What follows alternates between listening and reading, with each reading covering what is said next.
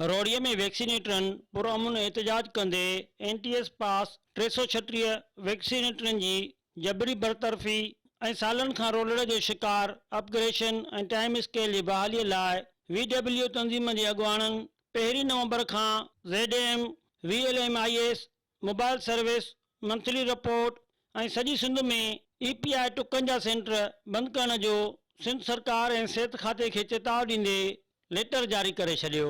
त 336 मुलाज़िम असांजा जल्दी में जल्दी बहाल कया वञनि ऐं असांजो अपग्रेडेशन इहो जल्दी में जल्दी ॾिनो वञे।